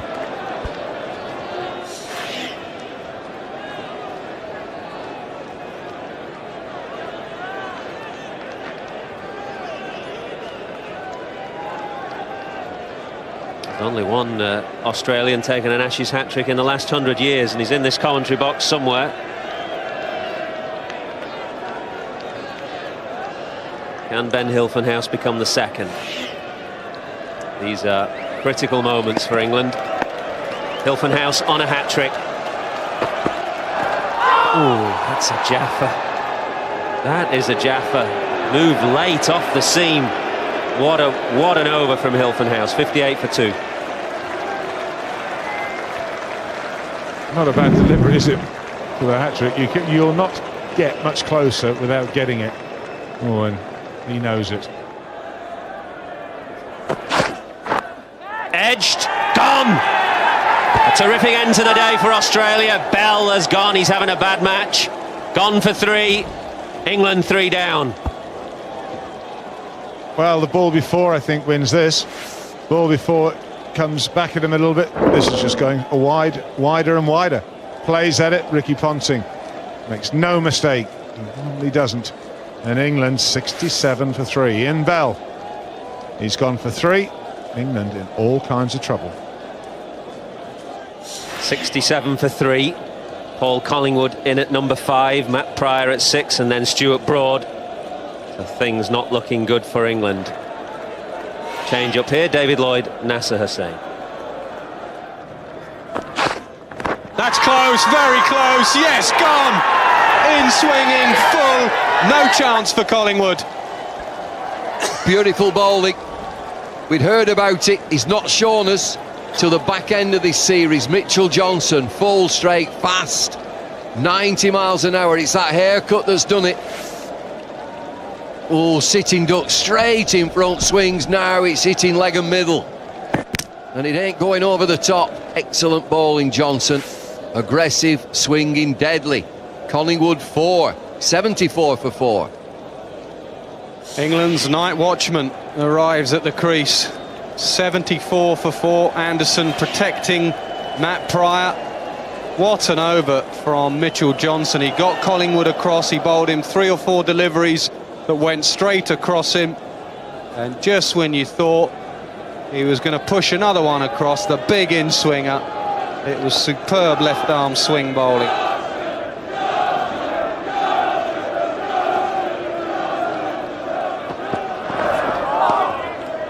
Well, I think it is worth looking at that Johnson over again. Said how well Mitchell Johnson had set up Paul Collingwood. Look at the 3 deliveries before, across. So Collingwood keeps going further and further across, and then the big in-swinging Yorker. That's brilliant. It really is. Collingwood, no chance. Full delivery edge, yes!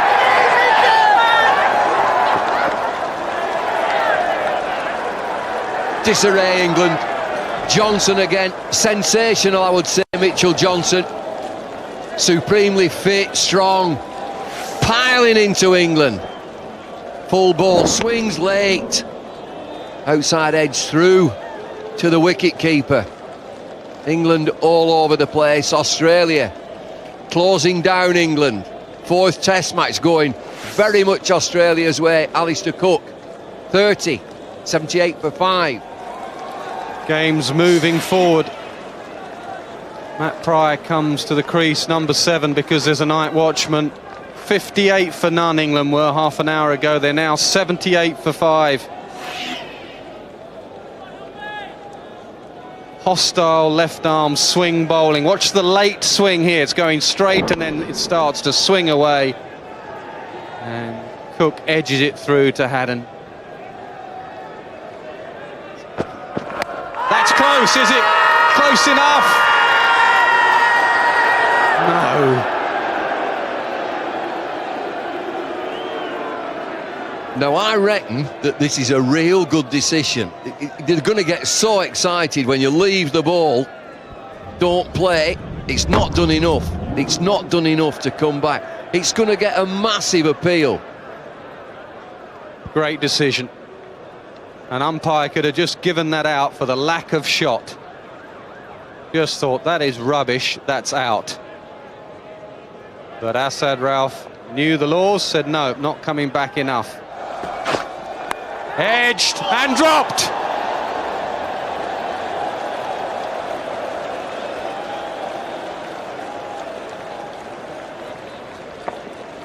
Last ball of the day, I think. Marcus North, who took an absolute blinder in the first innings, he says this just dipped on him. Well, what drama. No, catch that, Marcus. He's had a great series so far. Took a stunner in the first innings. Last ball of the day. We could have been into the last half hour if that had stuck. Excellent bowling from Johnson. England dejected, disarray. What a day we've had. High drama. Australia, wonderful performance from then. England still trail by 261. It's 82 for 5. 5 wickets this session. England need 36 more runs to avoid their highest ever home defeat in Test match cricket.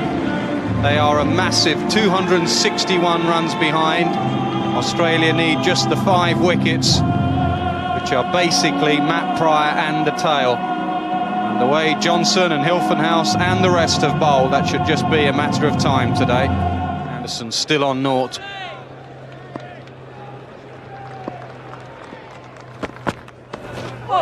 There's that swing again. Anderson left one last night that was a little bit too close to leave. Quite a good crowd in, considering that you might not see too much cricket today. The Australians received a healthy reception from that crowd. They all stood and clapped. No booing. No booing for that man.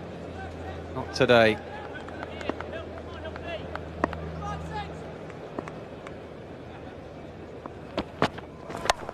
Short and away. Anderson off the mark again. Well, it doesn't matter how you get them. It's always nice to get off that nought. I've got plenty of them. I couldn't do it. I hate it. I always got a nought. Always got out a nought. But nice for Jimmy Anderson. He get off it and keeps his record intact. That's how you get him. Straight off the toe. In the 4. And from an England point of view, they actually want to annoy Australia and stay out there as long as they can and keep the bowlers out there. Edged and caught. Might have got a boundary, but that was it from Anderson. Yep, just hung the bat out there and nicked it straight to Ricky Ponting at second slip.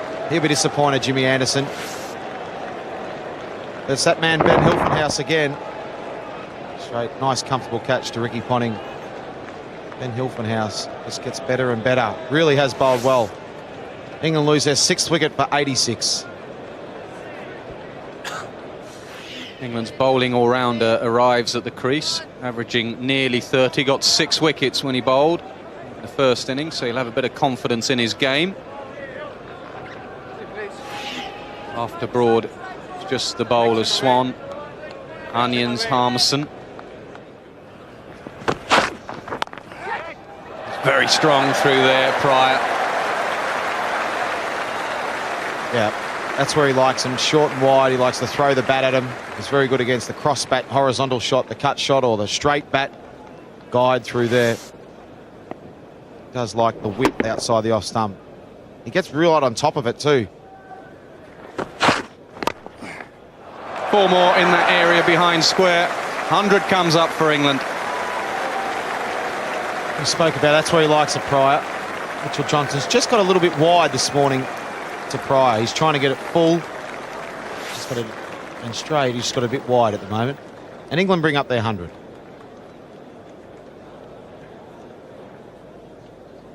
It's not bad from Johnson. You can see the plan. Got 243 runs to play with before you go behind again. And if he's going to keep driving on the angle going across, brings those 3 slips and 2 gullies into play.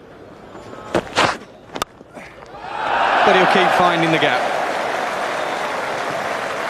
That was a nice stroke, that one. Really hit that out the middle. Creamed it. You just sense he's trying to set him up for something like Paul Collingwood yesterday, Mitchell Johnson. Saying to Pryor, he's just got it a bit wide and a bit full this time. With Collingwood, it was a better length. These ones to Pryor just hasn't quite got it right. But I just feel he's setting him up for the big in-swinger. Whoa, inside edge, I think. Yes, 4 runs.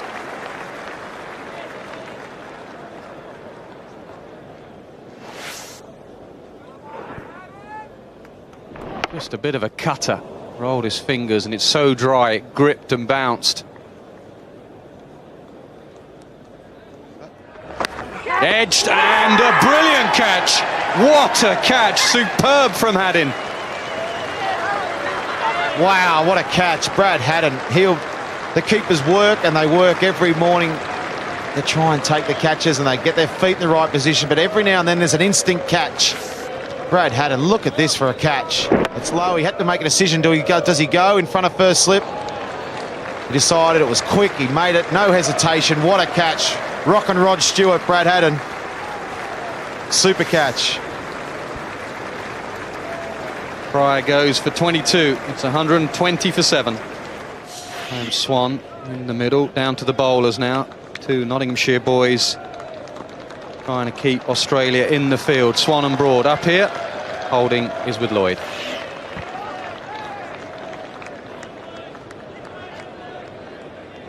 The end is nigh. 3 wickets to go for Australia. Hilton House now has 4 for 50.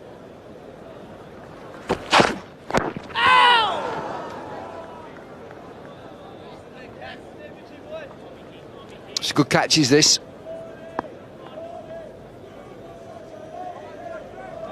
Split second decision. Does he go? Yes. Pouches it right-handed. Do you remember Worcestershire Bumble?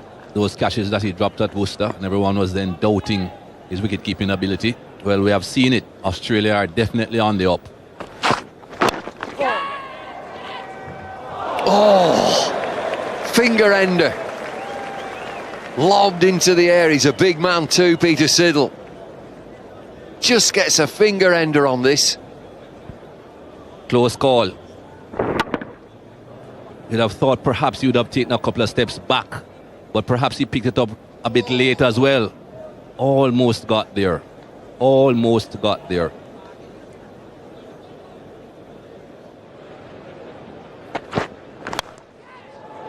Sliced away, it's a big thick edge, goes uppersley over the slips perfectly safely.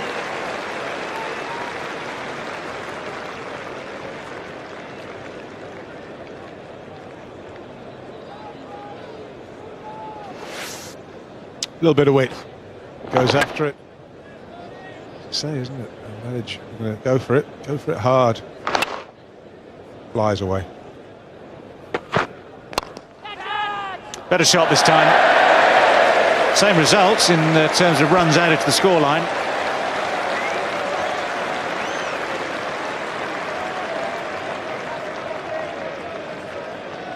Stuart Clark falling into what seems a rather obvious trap, to be honest. Too wide, too full. For a man who's made his reputation on accuracy, those two poor deliveries. Straighter and chipped. Chipped very well indeed. Stuart Broad in free-flowing mode at the moment, it seems, against Stuart Clark. Enjoying himself.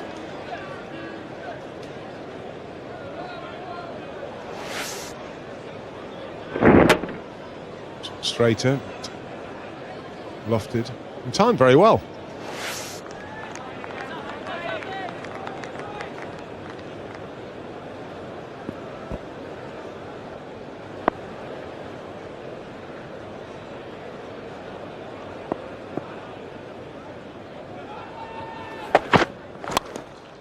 Hammered away again.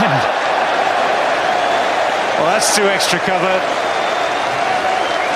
Fourth boundary of the over, which has cost Stuart Clark 16. And the boundary also brings up the 50 partnership. The partnership worth 52, just better than a runner ball. Right, back with you. And that's crashed away. Well, it's drawn a huge roar from the crowd. It's been great fun to watch that. Broad goes to 52 with a flurry of boundaries in the last two overs. Great fun. Good to watch. Full house here. Probably thinking after the second or third ball, or whatever it was this morning, might all be going home by 11:30. Well, Stuart Broad's enjoyed himself. And that's a lovely shot. I love it. Full face of the bat. Stood up, down the ground. Well played.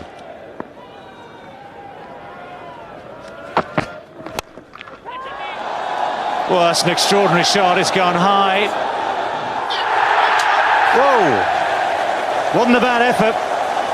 Wasn't a bad effort. Mitchell Johnson went back and further back.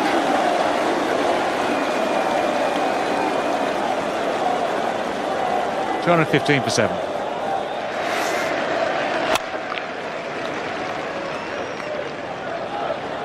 Well, that was a brave effort from Mitchell Johnson. In the end, he's just all he's been able to do is get a hand on it. Got the hand on it, nearly grabbed it. Over it goes for 4. Broad's on to 57, Swan's on to 37.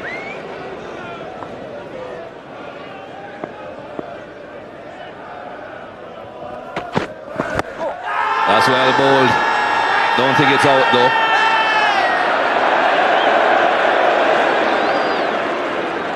Did he hit it? I think he might have hit it, or I was swinging too far down. Stuart Clark, I think, was stifled appeal. He was going to stop, then suddenly kept going. He might have got a touch on this one, or was swinging a long way down. Nah, going a long way down. Didn't touch it. Just hit him in the boot. Going a long way down. Good decision. It's had a good game, actually.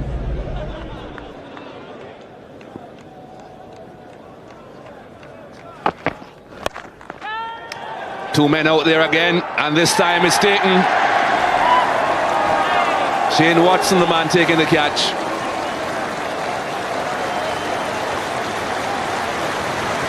Well, one sticks, one finds straight to the fielder.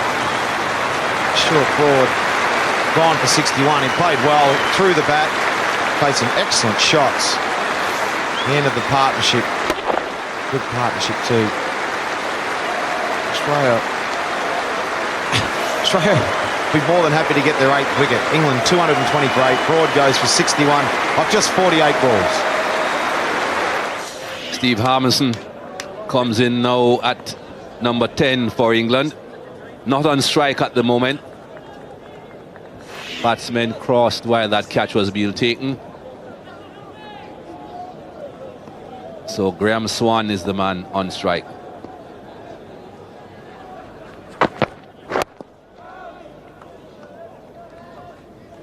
On 47, Graham Swan.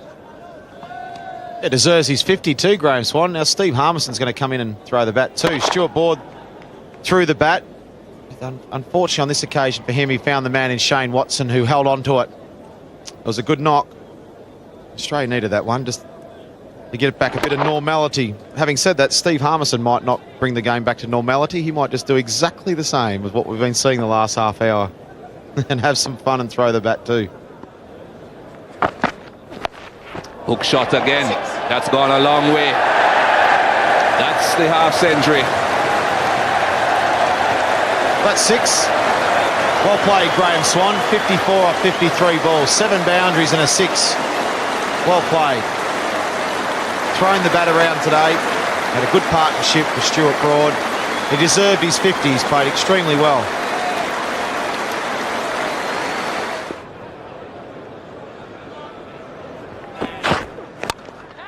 Over, backward point. That may go all the way. It does. Harmison now joins in the fun. Yep, slash. Safe out over there, over back at Point's head. There's always no one down there. They put the third man in place, but he's pretty fine. More for the short ball or the nick that goes past the slips. This time Steve Harmison got a good piece of it.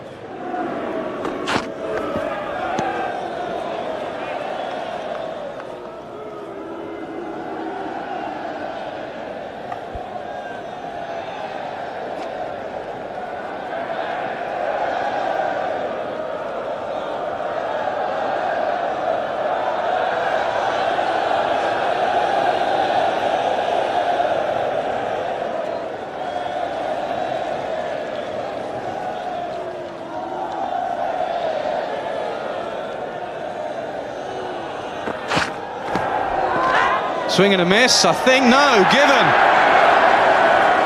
Swan didn't like it, but the Australians felt there was an edge, and Billy Bowden agreed.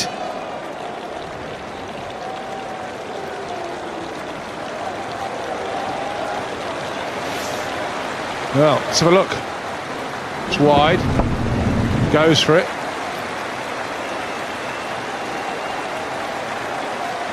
Not sure he thinks he's hit it. He's done well. He's entertained this crowd. He and Stuart Broad. He's on his way though. He's gone for 62 from 72 balls. England just 1 wicket left. 259 for 9.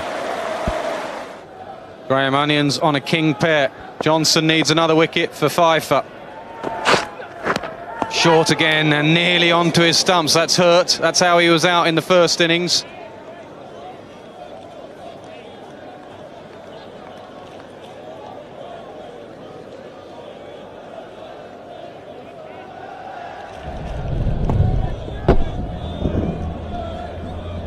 Has got a chest protector on and an arm guard. He's going to need it. Short leg in play. He's fending it off, Onions. Bowled in. There it is. Mitchell Johnson has 5 wickets. Australia have their win. They're back in the series. The key man Johnson, all the talk, all the hype. He delivers when it counts. And Australia are back. A fantastic team display. Bowling, batting, catching, well led by Ponting. They have outplayed England. They win within 3 days. And England will have to produce something special now to win back the Ashes. So the match summary, England, there you go. That's where they lose it. Bowled out for 102. Australia 445. North with the 100. England the second innings 263. 5 for Johnson, 4 for Hilfenhaus.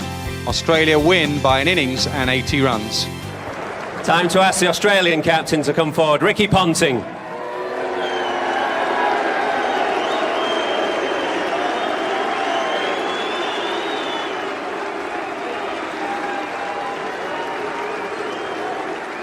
You're a bit of a pantomime villain this tour, aren't you? Have you got any message for our friends on the Western Terrace? Not really. It's been an enjoyable week for us. Obviously, we've played some great cricket, which I'm very proud of the guys for bouncing back and playing the way they have this week. And there's a few Aussie supporters here that have cheered us along a little bit over the last few days, so that's good as well. It's a bit more like the Australian team that many of us have seen over the years and remember. Yeah, it was. Yeah, I think, all set up with some great bowling on the first day. As I said at the toss, I was going to have a bat as well. It didn't look like there was that much in the wicket. But as I said at the time, there was a little bit of cloud around, and I thought that if we bowled well enough, we'd create some chances. And all credit to our bowlers. I thought they bowled brilliantly on that first morning. That set the game up for us. How important was Stuart Clark's selection for you? Yeah, I think it was spot on for these conditions. As we all know, spinners have found it pretty difficult here at Headingley, so we decided to go with the 4 quicks, and it paid dividends for us. Sense that you're coming together at the right time, at the business end of the series. Yeah, we couldn't have asked for anything more this game. I think our attitude right through the game has been spot on. We've played really hard test match cricket.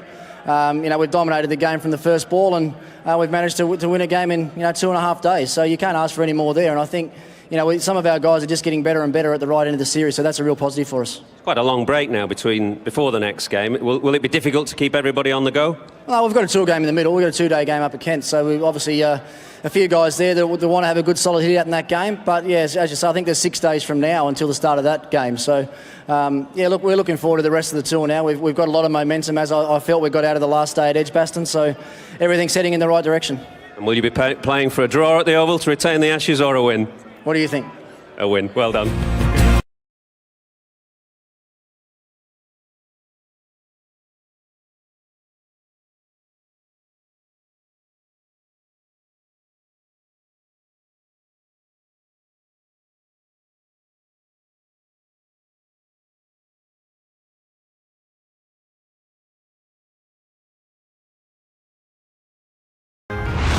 This presentation originated in 1080i high definition.